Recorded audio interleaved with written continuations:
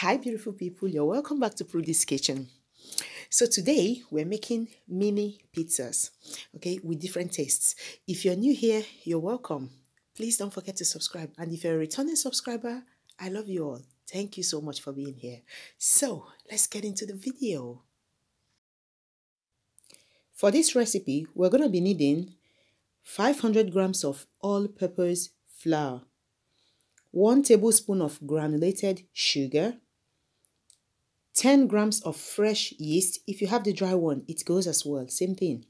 1 teaspoon of salt, 230 ml of lukewarm water. Make sure it's lukewarm, it doesn't have to be hot, and a 1/4 cup of olive oil. So here's my 1/4 cup. That's what I'm going to use to measure it. Okay, so let's start mixing it.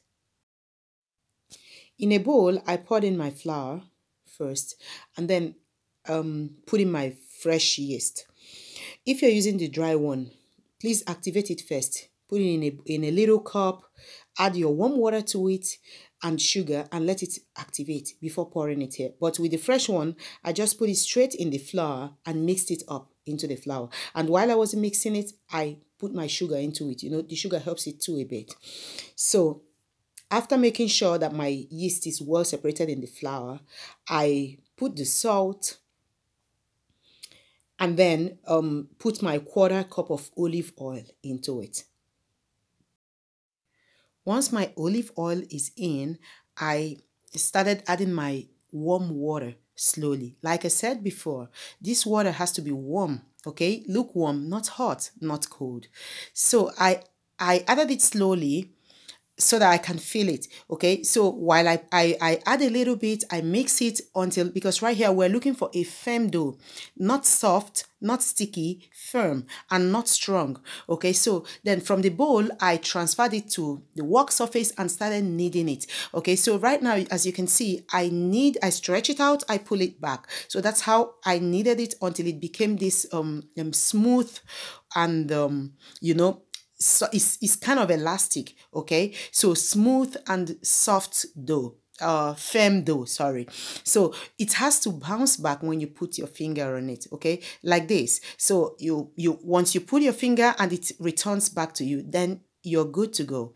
So next, in my bowl, I put some olive oil into it and then put my dough right there, you know, rubbed it around and covered it with a cling film and set it to rise in a warm place for 40 minutes to 1 hour. So right here, my dough has risen.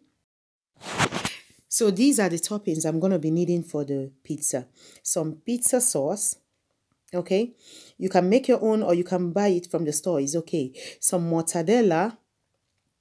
I love mortadella. You could use any other one. And here I have raw potatoes that I washed, peeled, and sliced, and that's it. And here I have some Tilsiter cheese sliced and some salami. Okay, so these are the toppings I need. You could use whatever toppings you prefer. So next, I deflated my dough, floured my work surface, and put my dough on it. So right now, I'm going to roll it out into a large circle, okay, as much as it can go. And then, but you don't have to roll it out too thin. Let's say as thick as a cookie, because if it's too thin, if it's too thick, it's going to rise and become this ball of dough in your mouth. That's not what you want. And then I went ahead to cut it up. I used a cup, okay? If you have a round cookie cutter, please go ahead. But I don't know why I don't have it. So I cut it and then I lined my baking pan with a parchment paper and laid them on it. Okay, this recipe makes for 25 mini pizzas, so I used 2 trays here. So after that, I put my sauce, my pizza sauce on each of them. And you know, I didn't put much, let's say 1 teaspoon each, because you don't want to overflow it. If not, when it bakes, it's going to overflow and it won't look good. So after putting the sauce on each of them, I put it in a warm place to rise, actually in my oven, okay, not a heated oven, just the oven is warm enough. So I left it there for like 20 minutes to rise. So this is 20 minutes later, I brought it out and I started putting the toppings. First, I put the cheese on each of them because I needed cheese in all of them. And then I started putting other things differently. Like some, I put the salami, and the others I put the mortadella, and the others I put the potatoes. But the potatoes, I found out that they were a little bit too big. So I cut each of them into two again.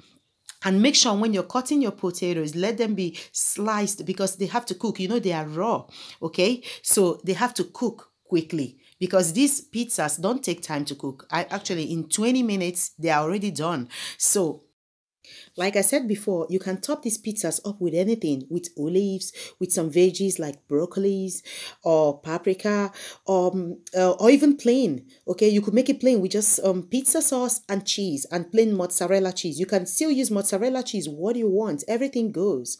So next, I'm going to put a quarter cup of water in a bowl and sprinkle, let's say, a quarter cup of olive oil into it too, okay? Half and half. So, and then with my brush, I rubbed it all over the sides of the pizzas, you know, where there is no sauce. Just rub it all over the sides, okay? Because I think this helps to brown it.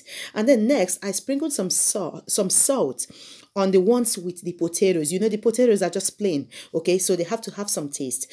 And then some oregano, I sprinkled on all of them because I love oregano in my pizza. So I put oregano in all of them, okay? Sprinkled it all over them, and then it went into the oven for 20 minutes at 180 degrees. So this is 20 minutes later. My pizza is done, this cheese is melted, the potatoes are cooked, everything is okay, and oh, the aroma is so good. You know what? My kids didn't want me to make this big. They told me, you know what, stop, we just have to start eating.